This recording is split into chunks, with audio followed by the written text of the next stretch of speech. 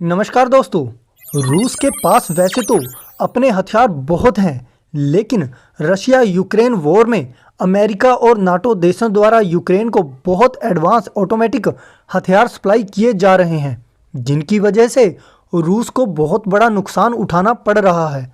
रूस को यूक्रेन के द्वारा इस्तेमाल किए जा रहे एडवांस हथियारों की वजह से रूस के बहुत सारे युद्ध टैंक नष्ट हो चुके हैं और बहुत ज़्यादा असला बारूद इस्तेमाल हो चुका है, क्योंकि रूस के ऊपर बहुत सारे सैंक्शन लगे हैं और अब रूस को दूसरे देशों से अपने यहाँ तैयार होने वाले हथियारों के लिए सामान इकट्ठा करने में परेशानी हो रही है और युद्ध में लगातार हथियारों की कमी पड़ रही है।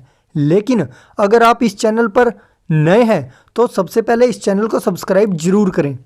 युद्ध की वजह से उसके यहाँ नष्ट हुए टैंक और अन्य प्रकार के सामान की रिपेयर के लिए उसको पुर्जों की ज़रूरत पड़ रही है, जिस वजह से उसको अपने भेजे गए हथियार वापस लेने पड़ रहे हैं।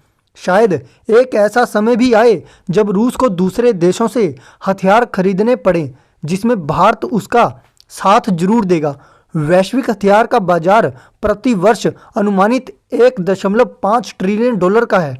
भारत इस बाजार में एक प्रमुख खिलाड़ी है और आने वाले वर्षों में इसके और भी बड़े खिलाड़ी बनने की उम्मीद है। यदि भारत रूस को हथियारों की आपूर्ति करता है तो ये वैश्विक हथियार बाजार में अपनी हिस्सेदारी को बढ़ाने की संभावना को और प्रबल कर सकता है। यदि भारत रूस को हथियारों की आपूर्ति करता है तो ये भारतीय अर्थव्यवस्था को कई तरह से लाभान्वित कर सकता है। सबसे पहले यह भारतीय हथियार उद्योग को बढ़ावा देगा, जिससे नए रोजगार सृजित होंगे।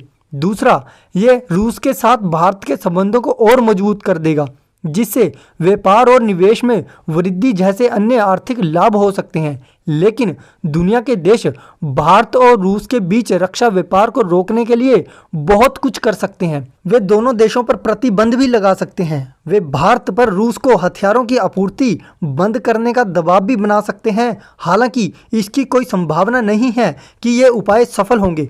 भारत के रूस के साथ लंबे समय से अच्छे संबंध हैं और इसकी संभावना नहीं है कि वह हथियारों की बिक्री के मुद्दे पर इन संबंधों को खराब करने का जोखिम उठाए, क्योंकि रूस और भारत भारतीय करेंसी में व्यापार कर रहे हैं। भारत रूस से बहुत बड़ी मात्रा में तेल खरीद रहा है और अगर रूस को भारत से हथियारों की ज़रूरत पड़ी तो रूस इन्हीं पैसों से भारत से हथियार भी खरीद सकता है।